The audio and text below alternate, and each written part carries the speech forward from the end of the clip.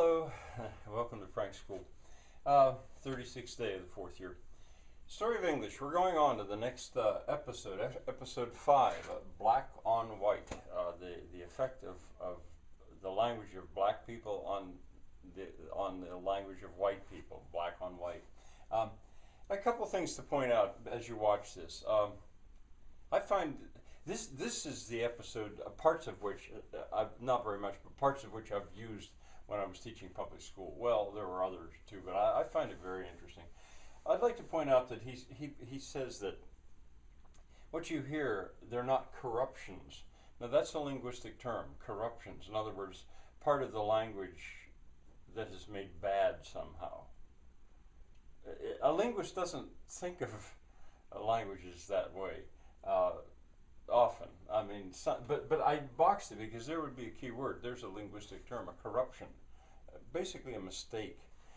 So if you think of black English as just a whole accumulation of mistakes, well, then you're not thinking like a linguist. In a way, that's the way what I said last time about English teachers. They treat dialect and things as mistakes, usually, and say, no, you must not do that, that's a mistake, because they're conscious of trying to teach standard English. Robert MacNeil is trying to teach about the wonder of the language. You're going to hear a man of words, the importance of a man of words.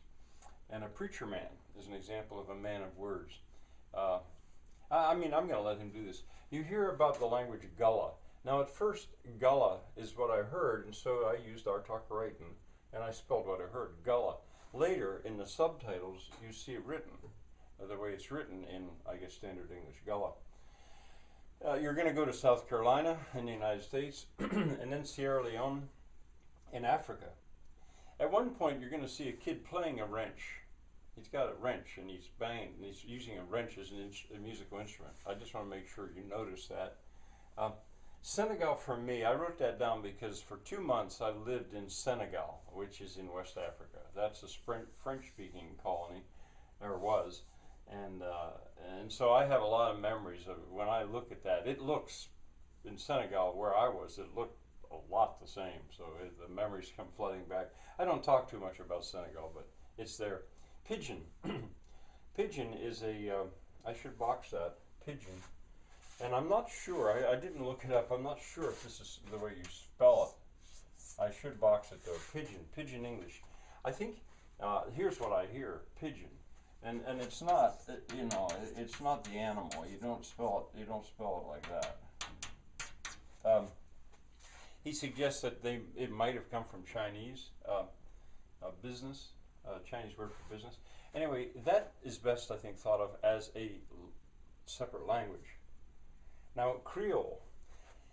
So far in this, he doesn't sort these terms out. He's using these terms. He talks about the Creoles of Africa. Well, a Creole, for me, and we'll see how it's defined later, is when you've got two languages, that the two of the languages mixed together. You'll hear more about Creoles later, but then he uses a patois. Well, that's a French word, and how is a patois different from a Creole? I'm not sure, actually, and I could look it up and work on that, but I'm going to wait just a little. I use dialect a lot of the times. He consciously, in his series, uses variety.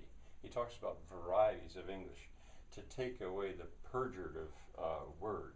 They're varieties. That's one of the reasons I like this so much. He approaches English as a linguist, not with an axe to grind or an agenda. You're going to hear some grammar analyzed of Gullah. And here, I didn't put my backslashes, but this is what I hear. Him go, him da go, him bin go, him done go.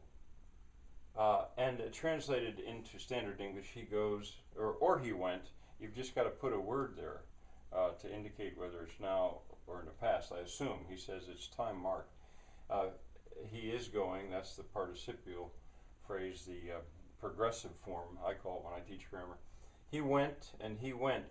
But there's two past tense. One he calls remote, would be a long time ago he went, been go.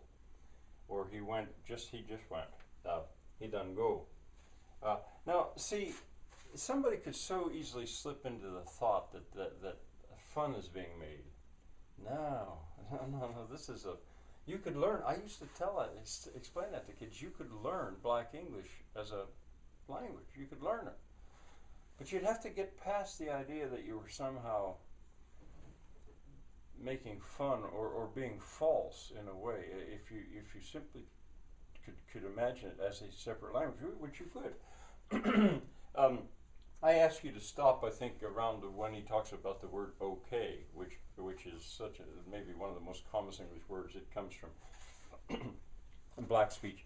Talking and Testifying is a book by Geneva Smitherman, and it's the best that I have and the best that I've read on the subject of Black English. And it analyzes the grammar, and it does much more than that too. It's been quite a while since I've read this, but I wanted to show that to you. All right, well, I hope you're watching it. Probably some of this seems a little bit like work, but you know, going to school sometimes is work. Bye for now.